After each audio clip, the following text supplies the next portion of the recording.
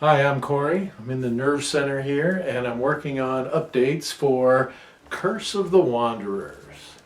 Beyond my normal 12 playtesters, I've got people all over the United States. I've got people in Canada, Great Britain, the Netherlands, Germany, and so much more, all sending feedback. You'll be able to go to witchborn.com and download the latest version. People have been writing me, talking to me, calling me, swearing at me, all those things. One of the big changes that's going to be in this update is the icons. So I've kind of done a nice compromise with these icons in that they're half dark and half light. So you can see most of the score there, but then if your glutton eats provisions and increases the score, all you have to do is handwrite it in the light area. A couple people caught that the Wrangler didn't have conceal. He's supposed to. He does have conceal on the roster when you fill that out, but he didn't have it in the book, so we added that in. All that really happened here was I explained the Arishtaeus curse and how the tables work a little bit easier. Wanderers have no leader, and so first thing that happened after our very first game, it's like, oh, the Wanderers won! How many shadow points do their leader get? It's like, they don't have a leader. They get none for their leader. And that didn't get a really great response, so I just wanted to make sure it was in the book and everybody realized, yes, it's not even part of the curse, it's just they don't have leaders and so they're not going to get the leader bonus. There is no leader that dies and gets replaced either, so that's an advantage. Can a cook stretch provisions before the first game? And at first I was like, yeah, but it just simplifies things. And it is pretty specific in the language that this is an aftermath skill. So to just simplify things, you cannot stretch provisions before your first game. Herder got one little update. Under Mount Tricks, they also now have a skill that they can teach, which is called Reassure. And Reassure removes the coward trait from a pony or a palfrey. So it makes those more desirable creatures to have. Of course, I added the war pony, which we'll get to from War Mage Diary, and you may not want a regular pony now that the war pony's out there. Everybody's trying to kill my fortune teller instantly.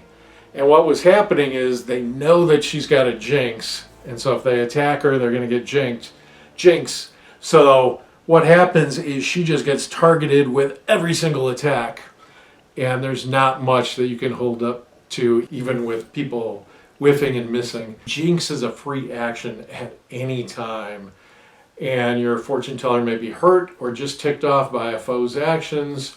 She may even take revenge when wounded. You're still only going to get one Jinx, but even if somebody gets a lucky critical 6/6 on you, you're going to get that Jinx off and mess up their day. So maybe they'll think twice about messing with your fortune teller. Snatch. Obviously, that's the big trait for the Wanderers, and I was just giggling the other day when we played a 4-player adventure. Everybody was a Wanderer in Dragon Moon, and the curses were flying and everything, and they were saying, gosh, I really don't want to play against Wanderers because that Snatch is terrible. And of course, that's the purpose. That's why everybody hates Wanderers. I've been more specific about some situations that came up with Snatch, and that's kind of changed around the look of these 2 pages. Warslinger. You know, I always rail about rules lawyers, and my rules lawyers are like, it doesn't specifically say that you can't use Warslinger when you use your staff sling in melee. And I said, yeah, it does. It says that the bonus applies to your ammo, but I just added a line, hit with your missile and add +3 to damage feats.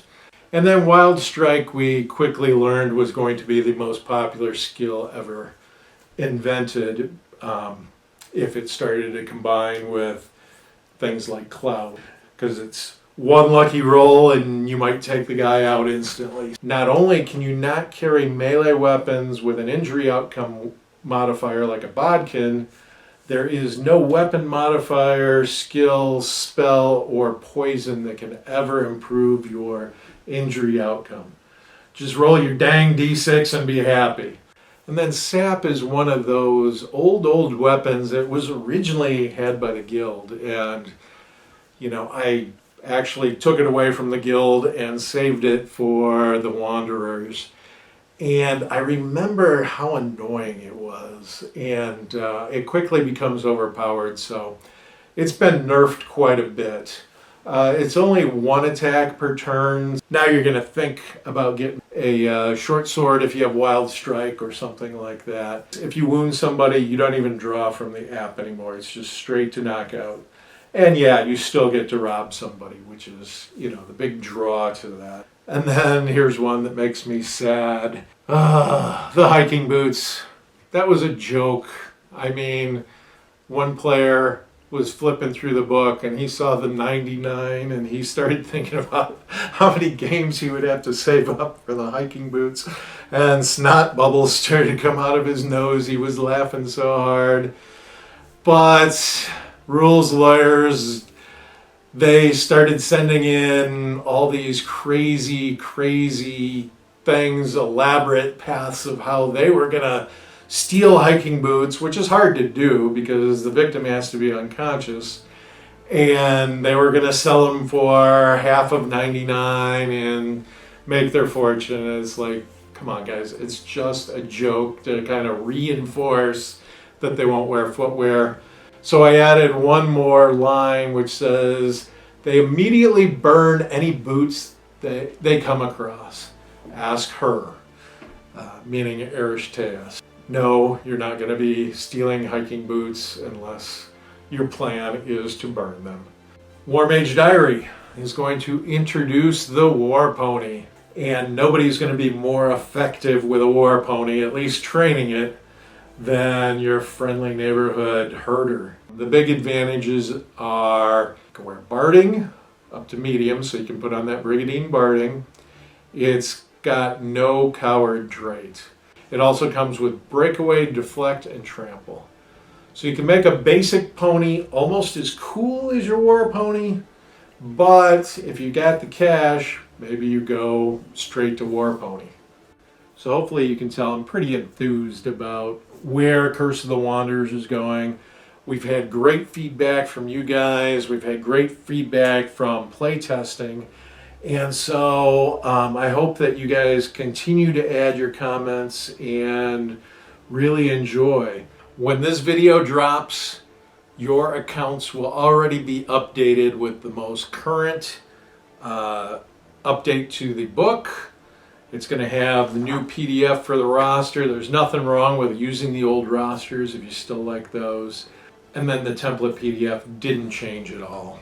If you guys come up with ideas, thoughts, share them. I listen. There's two types of players. There's the ones who are going to see the loophole and exploit it, and then there's the other ones that are like, hey, I don't think you want it to work this way.